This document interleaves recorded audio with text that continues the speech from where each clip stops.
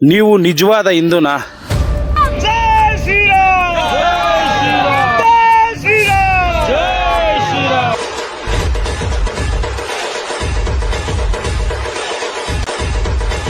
ಎರಡು 2026-27 ಸಾಲಿನ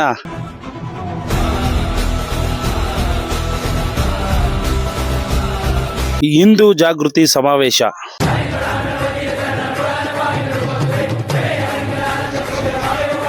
ವಿಪರ್ಯಾಸ ಏನಪ್ಪಾ ಅಂದ್ರೆ ಹಿಂದೂಗಳ ಜಾಗೃತಿಗೆ ಸಮಾವೇಶನೇ ಮಾಡಬೇಕಾಗಿರುವಂತ ಪರಿಸ್ಥಿತಿ.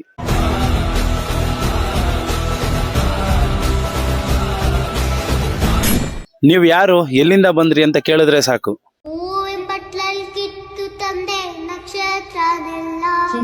ಒಂದೇ ಮಾತರಂ ಅಂತ ಹೇಳೋಕು ಹಿಂದೆ ಮುಂದೆ ನೋಡ್ಬೇಕಾ? ಕಂಪ್ಲೇಂಟ್ ಆದ್ರೂ ಹೆಂಗ್ ರಿಜಿಸ್ಟರ್ ಮಾಡ್ತೀವಿ? ಶೌಟಿಂಗ್ ಭಾರತ್ ಮಾತಾಗೆ ಜೈ ಇಸ್ ರಾಂಗ್ ಅಲ್ಲ. ಅವರು ಎಲ್ಲಿ ಹೋಗಿ ಏನ್ ಮಾಡಿದ್ರು? ಎಲ್ಲರೂ ಇರ್ಲಿ. ಇಷ್ಟೇ ಅಲ್ಲ, ಇನ್ನು ಮುಂದೆ ಇದೆ. ನಮಸ್ಕಾರ ಕನ್ನಡಿಗರೇ, ಮತ್ತೊಂದು ಹೊಸ ವಿಡಿಯೋಗೆ ಸ್ವಾಗತ ಸುಸ್ವಾಗತ. ಗುರು, ಇವತ್ತು ನಾವಿದ್ದೀವಿ 2026-27 ಸಾಲಿನ ಹಿಂದೂ ಸಮಾಜೋತ್ಸವ ಕಾರ್ಯಕ್ರಮದಲ್ಲಿ. ಇವತ್ತು ನಮ್ಮೂರಲ್ಲಿ ರಂಗೋಲಿ ಸ್ಪರ್ಧೆ, ವೇಷಭೂಷಣಗಳ ಸ್ಪರ್ಧೆ, ಅದಾದ್ಮೇಲೆ ಸಮಾವೇಶ ಇದೆ. ಯಾರು ಚೆನ್ನಾಗಿ ಹಾಕಿರ್ತಾರಲ್ವ ಅವ್ರಿಗೆ ಪ್ರೈಸ್ ಮನಿ ಕೊಡೋದಲ್ಲದೆ ಅವರಲ್ಲಿ ದೇಶಭಕ್ತಿತನವನ್ನ ತುಂಬುವಂತ ಕಾರ್ಯಕ್ರಮನ ಇವತ್ತು ಇಟ್ಕೊಂಡಿದೀವಿ.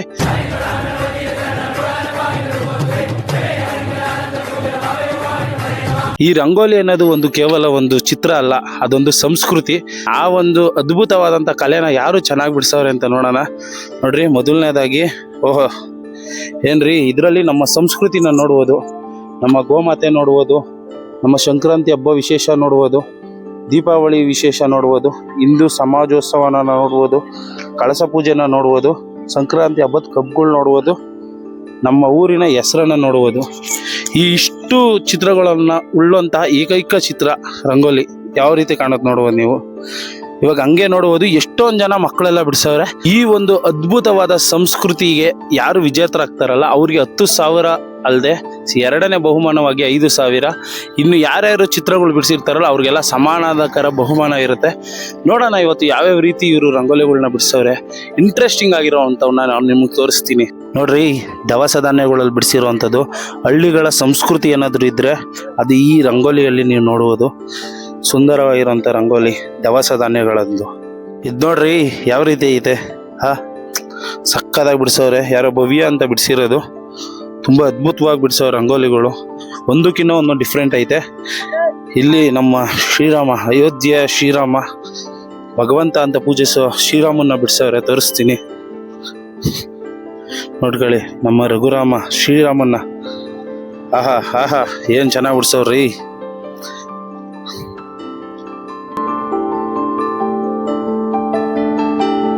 ಇವನು ಯಾರು ಗೈಸ್, ಇವನು ಮಾಟ ಮಂತ್ರ ಮಾಡ್ಬಿಟ್ಟು ಕೊಮ್ಮೆ ತಂದು. ಇದೊಂಥರ ಡಿಫ್ರೆಂಟ್ ಕಲೆನೇ, ಹುಡುಗರೇ ಮಾಡಿರೋದಲ್ವ ಇದನ್ನ. ಮೊಬೈಲನ್ನು ಬಿಡಿ, ಪುಸ್ತಕ ಇಡಿ ಅಭಿಯಾನ. ಮಕ್ಕಳಿಗೆ ಇವಾಗ ಅತಿ ಹೆಚ್ಚಾಗಿ ಬರ್ತಾ ಇರೋ ರೋಗಗಳಲ್ಲಿ ಈ ಮೊಬೈಲ್ ರೋಗ ಒಂದು ಗೈಸ್.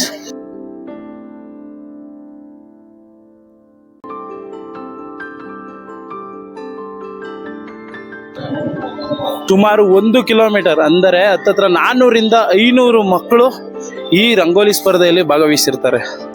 ಇವಾಗ ನಾವು ಬಂದಿದ್ದೀವಿ ವೇಷಭೂಷಣ ಕಾರ್ಯಕ್ರಮ ನಡೀತಿರುವಂತ ಸ್ಥಳದಲ್ಲಿ.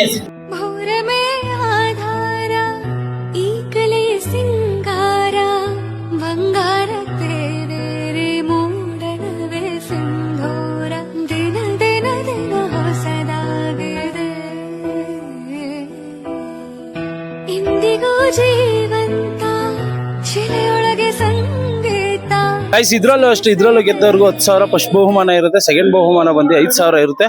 ಮೂರನೇ ಬಹುಮಾನ ಬಂದು 2,500. ಯಾರು ಮುಖ್ಯವರು ಎಲ್ಲ ವೇಷಭೂಷಣ ಹಾಕಿರ್ತಾರಲ್ಲ ಅವ್ರಿಗೆಲ್ಲ ಸಮಾನಾಧಿಕಾರ ಬಹುಮಾನ ಇರುತ್ತೆ. ಇವಾಗ ಬನ್ನಿ, ನಾನು ನಿಮ್ಮನ್ನ ಸಮಾವೇಶ ಸ್ಟಾರ್ಟ್ ಆಗುವಂತ ಜಾಗ ಕರ್ಕೊಂಡು ಹೋಗ್ತಾ ಇದ್ದೀನಿ.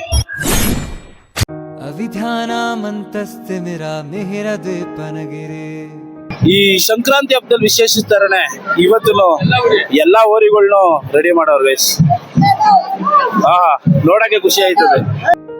ಜದನಂ ಚೈತನ್ಯಸ್ತವಕಂ ತರಂಗ ಶ್ರುತಿ ಜರೆ ದರಿದ್ರಾನ ಚಿಂತಾಮಣಿ ಗುಣನಿಕಾ ಜನ್ಮ ಜಲಧೋ ನಿಮಜ್ಞಾನಂ ಧಂಷ್ಟಾ ಮುರರಿಪು ವರಾಹಸ್ಯ ಭವತಿ. ಮುಂದಗಡೆ ಮಾಡ ಹಂಗೆ ಇವಾಗ. ಆತ್ಮ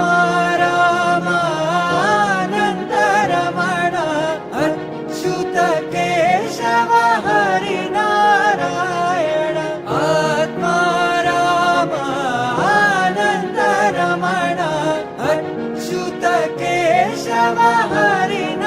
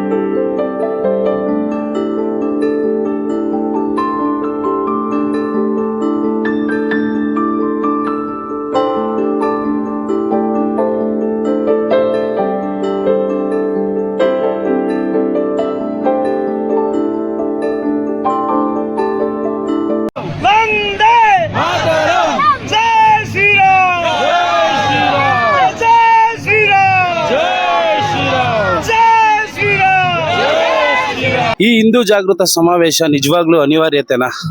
ಇಲ್ಲ ಗೈಸ್, ಈ ಸೆಕ್ಯುಲರ್ ಇಂಡಿಯಾದಲ್ಲಿ ಹಿಂದೂ ಜಾಗೃತ ಸಮಾವೇಶ ಎದ್ದಿಲ್ದೇ ಇರೋ ಹಿಂದೂಗಳನ್ನ ಎಬ್ರಿಸುವಂಥ ಒಂದು ಸಣ್ಣ ಪ್ರಯತ್ನನೇ ಈ ಹಿಂದೂ ಸಮಾವೇಶ.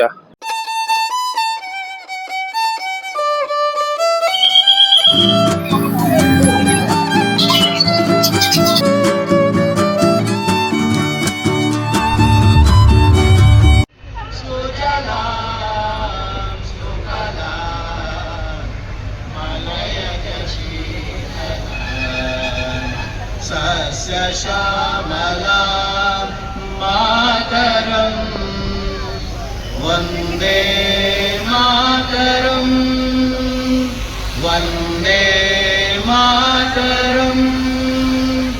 ಬರೆದಿರುವ ನಾಡಗೀತೆಯನ್ನು ಹಾಡ್ತಾ ಇದ್ದಾರೆ ದೂರದರ್ಶನ ಕಲಾವಿದರಾದ ಕುಣಿಗಲ್ ರಾಮಚಂದ್ರ ಅವರು, ಶಂಕರ್ ಭಾರತೀಪುರ, ದಿವ್ಯಾ ಬಸವರಾಜು ಎಲ್ಲರೂ ಎದ್ದು ನಿಂತು ನಾಡಗೀತೆಗೆ ಗೌರವಿಸೋಣ. ಶಿವಾಜಿ ಎದ್ದು ನಿಂತುಕೊಂಡ ಗುಡ್ಡ ಗಾಡುಗಳಲ್ಲಿ ಗೆಡ್ಡೆ ಗೆಣಸುಗಳನ್ನು ತಿಂದು ಬದುಕ್ತಾ ಇದ್ದಂತಹ ಸಾಮಾನ್ಯ ಜನಗಳನ್ನ ಸಂಘಟನೆಯನ್ನ ಮಾಡಿದ, ದೇಶಭಕ್ತಿಯ ಭಾವವನ್ನು ಬಿತ್ತಿದ, ಕಬಡ್ಡಿ ಆಟದ ಮುಖಾಂತರ ದೇಶಭಕ್ತಿಯ ಭಾವವನ್ನು ಜಾಗೃತ ಮಾಡಿದ. ಪರಿಣಾಮವಾಗಿ ಆಗ ಇದ್ದಂತ ಎಲ್ಲ ಗಡಗಳನ್ನ ಒಂದೊಂದೇ ಗಡಗಳನ್ನ ಗೆದ್ದುಕೊಂಡು ಬಂದ. ತೋರಣಗಡ, ಸಿಂಹಗಡ, ಪ್ರತಾಪಗಡ, ಪುರಂದರಗಡ, ವಿಶಾಲಗಡ ಗಡಗಳ ಮೇಲೆ ಗಡಗಳನ್ನು ತೆಗೆದು ಪವಿತ್ರವಾದ ಭಗವದ್ ಧ್ವಜವನ್ನು ಹಾರಿಸಿದ ಮಹಾನುಭಾವ ಯಾರಾದರೂ ಇದ್ರೆ ಆತ ಛತ್ರಪತಿ ಶಿವಾಜಿ ಮಹಾರಾಜ್. ಛತ್ರಪತಿ ಶಿವಾಜಿ ಮಹಾರಾಜ್ ಈ ದೇಶದಲ್ಲಿ ಕಂಡಂತ ಒಬ್ಬ ಶ್ರೇಷ್ಠ ಹಿಂದೂ ನೇತಾರ.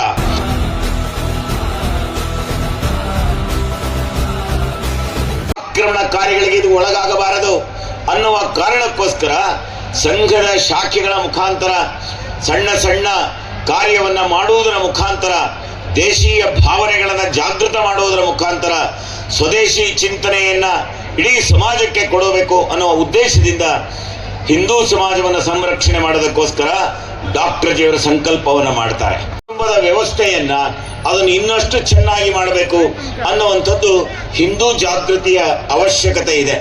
ನಾವು ಸ್ವದೇಶಿ ವಿಚಾರಧಾರೆಯ ಅಂಶಗಳನ್ನು ನಾವು ಗಮನದಲ್ಲಿ ಇಟ್ಟುಕೊಂಡು ನಾವು ಇವತ್ತು ನಿಶ್ಚಯವನ್ನು ಮಾಡಬೇಕು. ನಾವು ಉಪಯೋಗಿಸುವಂಥ ಎಲ್ಲ ವಸ್ತುಗಳು ನಮ್ಮ ದೇಶೀಯ ವಸ್ತುಗಳನ್ನು ನಾವು ಉಪಯೋಗಿಸೋದಕ್ಕೆ ಪ್ರಾರಂಭ ಮಾಡಬೇಕು. ನಾವು ಇವತ್ತು ಸ್ವಭಾಷಾ ಸ್ವಭೂಷ ಭಾಷೆ ಇರಬಹುದು, ವೇಷಭೂಷಣಗಳಿರಬಹುದು, ಅದು ನಮ್ಮ ದೇಶದ್ದೇ ಆಗಿರಬೇಕು. ನಾವಿವತ್ತು ಯಾವುದೊಂದು ಒಳ್ಳೆಯ ಸಂಕಲ್ಪವನ್ನು ಮಾಡಿ ಒಳ್ಳೆಯ ದೈವಿ ಕಾರ್ಯವನ್ನು ಮಾಡ್ತೀವಿ, ಗೃಹ ಪ್ರವೇಶ ಇರಬಹುದು ಅಥವಾ ಮನೆಯಲ್ಲಿರುವಂಥ ಯಾವುದೋ ಒಂದು ಶುಭ ಕಾರ್ಯ ಮಾಡ್ತೀವಿ, ಆ ಸಮಯದಲ್ಲೂ ಸಹಿತ ನಾವು ನಮ್ಮ ವೇಷಭೂಷಣಗಳನ್ನು ಹಾಕಿಕೊಂಡೇ ಮಾಡಬೇಕು ಅನ್ನುವ ಸಂಕಲ್ಪವನ್ನು ಮಾಡಬೇಕು.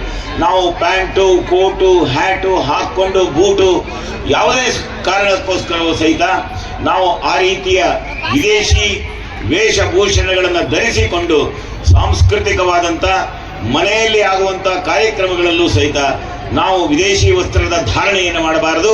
ಸುಮಾರು 20 ಲಕ್ಷ ಜನ ಕರ್ನಾಟಕ ಒಂದರಲ್ಲೇ ಬಂದಿದ್ದಾರೆ ಅಂತ ಹೇಳಿದರೆ ನಾವಿವತ್ತು ಇದರ ಬಗ್ಗೆ ಗಂಭೀರವಾಗಿ ಯೋಚನೆ ಮಾಡುವಂತ ಅವಶ್ಯಕತೆ ಇದೆ.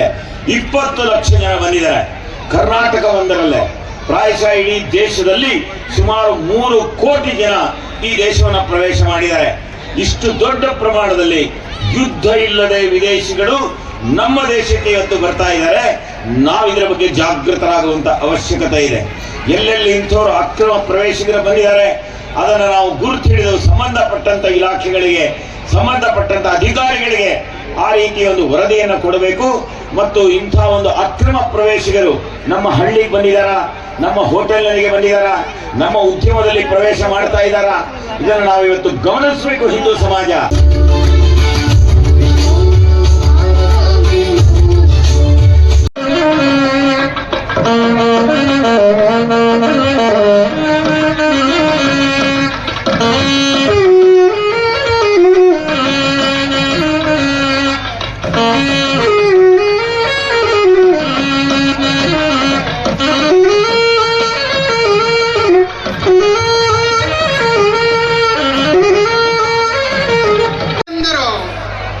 ಶಿಕಾಗೋದಲ್ಲಿ ಭಾಷಣ ಮಾಡಲಿಕ್ಕೆ ಹೋದಂತ ಸಂದರ್ಭದಲ್ಲಿ ತಮ್ಮ ತಮ್ಮ ಧರ್ಮ ಗ್ರಂಥಗಳನ್ನು ತೆಗೆದುಕೊಂಡಂತ ಹೋದಂತ ಸಂದರ್ಭದಲ್ಲಿ ಎಲ್ಲ ಧರ್ಮ ಗ್ರಂಥಗಳನ್ನು ತೆಗೆದುಕೊಂಡು ಹೋಗಿ ಇಡಬೇಕಾದ್ರೆ ನಮ್ಮ ಧರ್ಮ ಗ್ರಂಥವಾಗಿರತಕ್ಕಂಥ ಭಗವದ್ಗೀತೆ ಅಡಿಯಲ್ಲಿ ಇಟ್ಟು ಉಳಿದ ಗ್ರಂಥಗಳನ್ನು, ಉಳಿದ ಧರ್ಮ ಗ್ರಂಥಗಳು ಅದರ ಮೇಲಿಟ್ರು ಬಾಂಧವರು. ಅದನ್ನು ಸೂಕ್ಷ್ಮವಾಗಿ ನೋಡಿರತಕ್ಕಂಥ ಸ್ವಾಮಿ ವಿವೇಕಾನಂದರು ನೋಡಿದ್ರು, ಮಾತನಾಡಲಿಕ್ಕೆ ನಿಂತರು. ಆಗ ಹೇಳಿದ್ರು, ಅವ್ರು ಏನ್ ತಿಳಿದಿದ್ರಪ್ಪ ಅಂದ್ರೆ ಹಿಂದೂಗಳು ಅಂದ್ರೆ ಯಾವತ್ತೂ ಒಂದು ಗೂಡಲ್ಲ, ಒಬ್ಬರ ಕಂಡ್ರೆ ಒಬ್ಬರು. ಮೂಲ ತಾಯಿಯ ಬೇರು ಯಾವುದಪ್ಪ ಅಂದ್ರೆ ನಮ್ಮ ಭಗವದ್ಗೀತೆ ಬಾಂಧವರು. ಯಾಕಂದ್ರೆ ಇವತ್ತ ಭಗವದ್ಗೀತೆ ಒಂದು ತೆಗೆದು ಬಿಟ್ರೆ ಎಲ್ಲ ಗ್ರಂಥಗಳು ಕೂಡ ಏನಾಗ್ತವೆ, ನೆಲಕ್ಕೆ ಉರುಳು ಬೀಳ್ತವೆ ಬಾಂಧವರ. ಆ ವಿಚಾರದಿಂದ ನಮ್ಮ ಮಕ್ಕಳಿಗೆ ಈಗಾಗಲೇ ಯಾವ ರೀತಿ ಮತ್ತು ಈ ರೀತಿ ನಮಗೆ ಜಾಗೃತಿ ಮಾಡ್ಲಿಕ್ಕಾಗಲ್ಲ ಅಂದ್ರೆ ಭಜನೆಗಳ ಮುಖಾಂತರ ಅಥವಾ ಸಂಘದ ವಕ್ತಾರರು ನಡೆಸ್ತಕ್ಕಂಥ ಬೈಠಕಗಳ ಮುಖಾಂತರಗಳಾಗಿರಬಹುದು, ನಾವೆಲ್ಲರನ್ನು ಕೂಡ ಒಂದುಗೂಡಿಸಬೇಕಾಗ್ತದೆ. ಅದನ್ನೆಲ್ಲ ಆಗಬಾರದಪ್ಪ ಅಂತಂದ್ರೆ ನಮ್ಮ ಮನೆಗಳಲ್ಲಿ ಸಂಗೊಳ್ಳಿ ರಾಯಣ್ಣನಂತವರು, ಛತ್ರಪತಿ ಶಿವಾಜಿ ಮಹಾರಾಜರಂತವರು, ನಾಡಪ್ರಭು ಕೆಂಪೇಗೌಡರನಂತವರು, ವನಿಕಿ ಒಬ್ಬವ, ಕಿತ್ತೂರಾಣಿ ಚೆನ್ನಮ್ಮನಂತವರು ಮಾತ್ರ ಇದ್ದರೆ ನಾವಿವತ್ತು ಉಳಿಲಿಕ್ಕೆ ಸಾಧ್ಯವಾಗ್ತದೆ ಬಾಂಧವರೇ. ನಮ್ಮ ತಾಯಂದಿರಿಗೆ ಒಂದು ಕವಿ ಮಾತನ್ನು ಹೇಳಲಿಕ್ಕೆ ಇಷ್ಟಪಡ್ತಾ ಇದ್ದೇನೆ. ಮಾನಸ ಇದೀರಾ? ಮಾನಸ ತೃತೀಯ ಬಹುಮಾನ ದಯಮಾಡಿ ನೋಡ್ಕ ಕೊಡಿ. ಮಾನಸ ಬರ್ತಾ ಇದೆ ನೋಡಿ. Sunita Tavarekere, serial number 16.